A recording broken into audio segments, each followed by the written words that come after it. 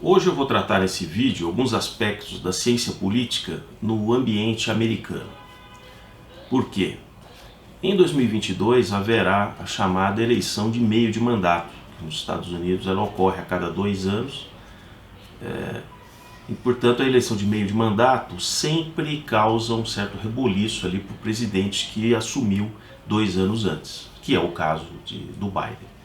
Então, para você que está chegando aqui no Modernidade Ciência, sou Paulo Tencourt, mesclando aí questões que afetam o nosso dia a dia, a chamada modernidade, e o que a ciência tem a ver com isso. Nesse caso de hoje, eu vou falar da ciência política, né, que estuda todos esses movimentos que envolvem as eleições e essa disputa, né, de poder que sempre ocorre.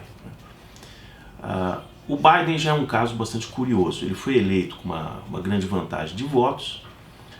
Do número de votos totais foi aquele que obteve o maior número de votos na eleição americana, porém em praticamente um ano de mandato, ele já decaiu a sua popularidade para níveis que só são comparados do próprio Trump, que até então era o presidente demonizado um ano depois de estar eleito, principalmente pela mídia americana, né?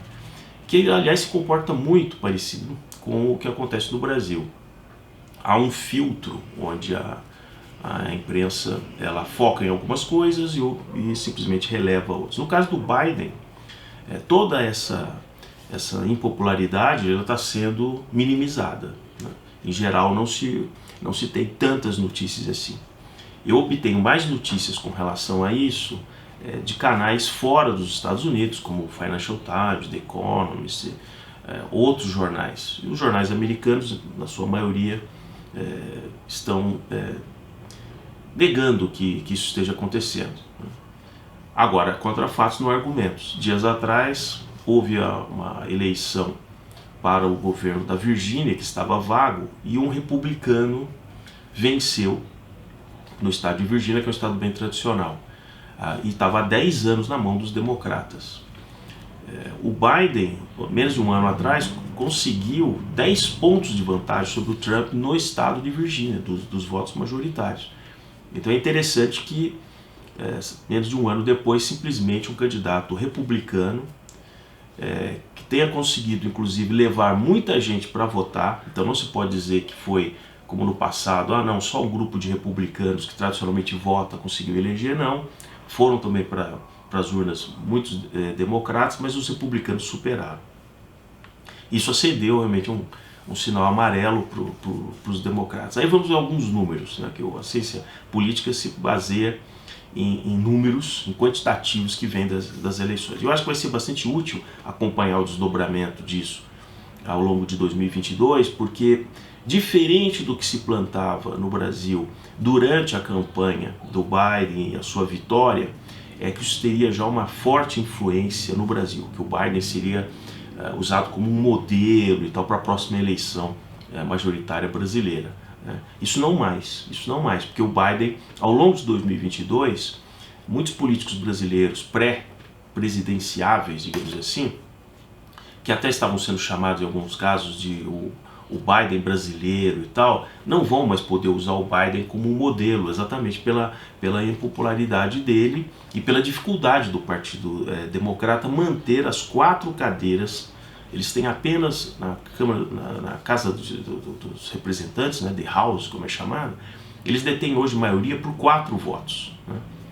E em 2022, as 435 cadeiras da Casa dos Representantes estarão sob disputa, ou seja, quem já é deputado por um estado vai ter que disputar aquela posição contra o incumbido, né? E vai ter um desafiante. O desafiante sempre vai tentar ter mais votos para tirar aquele deputado da sua cadeira. Também vai ocorrer eleição para 34 cadeiras do Senado. O Senado americano é constituído por 100 representantes e eles são divididos praticamente em terços. Tem um primeiro terço, são 33, depois mais 33 e uma terceira turma, como é chamada, de 34 assentos, e as eleições para o Senado também acontecem a cada 2 anos. E o mandato do senador é de 6 anos. Então é muito inteligente. Diferente no Brasil, que nós temos, né, aquilo que eu já coloquei em alguns vezes, 3 senadores, né, para mandatos de 8 anos, né, e que com eleições onde há uma possibilidade de renovação ali de parte dos senadores a cada 4 anos. Né. Então no modelo americano é muito mais dinâmico, você consegue simplesmente ir trocando 1/3 praticamente do Senado a cada 2 anos. Também haverá em 36 estados americanos, mais 3 territórios, a disputa pelo governo. Então será uma eleição muito forte. E um detalhe, essa será uma eleição onde as proporcionalidades do número de deputados por estado já utilizarão o censo americano de 2020. A cada 5 anos se faz uma nova avaliação da população e é feito um rebalanceamento federativo nos Estados Unidos. O que estados muitas vezes menores e mais tradicionais vão perdendo espaço para estados mais jovens, maiores e com populações que se mudaram para esses estados há menos tempo. E aí vejam finalmente uma coisa bastante interessante, que isso também vale a pena para fazer certas comparações com o Brasil. Os democratas, na sua maioria, é formado por um público mais jovem e em grande escala com o nível universitário. Agora, eles falam para um nicho americano, muito semelhante aqui no Brasil, como aqueles que falam de terceira via, falam de políticas públicas, falam de uma renovação, falam de coisas. Eles falam para um pequeno nicho, bastante escolarizado, na sua maior parte morador de grandes cidades brasileiras, que frequentam os mesmos ambientes, fizeram as mesmas escolas, frequentam os mesmos lugares de lazer, são sócios mais ou menos de um conjunto X de clubes e de associações de classe. Assim também nos Estados Unidos. Ocorre que nos Estados Unidos só 36% da população tem nível universitário. Então esse pessoal dos democratas americanos, que foram bem ruidosos aí durante a eleição em 2020, eles estão assustados, porque aquele público comum americano que não tem esse nível de escolaridade e não se sente convencido por esses argumentos dos democratas, que são muito bonitos numa época de campanha, mas que objetivamente, na hora que se vê na prática, são realmente colocados em xeque. Em Minneapolis, por exemplo, onde teve toda aquela atividade forte do Black Lives Matter e tal, e é um reduto ali democrata, porém se forçou tanto a questão da segurança pública, se politizou tanto, se levou para um lado ideológico de tal maneira, depois do incidente lá do Floyd, que os ativistas bem à esquerda do Partido Democrata acharam que era o momento de colocar uma lei ali onde se abolisse a polícia, e simplesmente se teria apenas um departamento de segurança pública, mas sem polícia.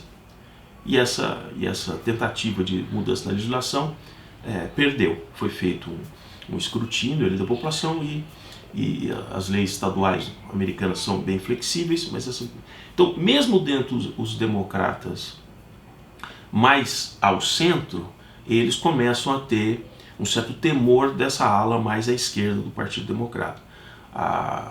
Estudos aí que já mais recentes mostram que a escolha democrata pelo Joe Biden, que sempre foi um cara super de centro no Senado americano, foi exatamente para afastar as possibilidades de eleição do Bernie Sanders, que é um cara bem à esquerda, né?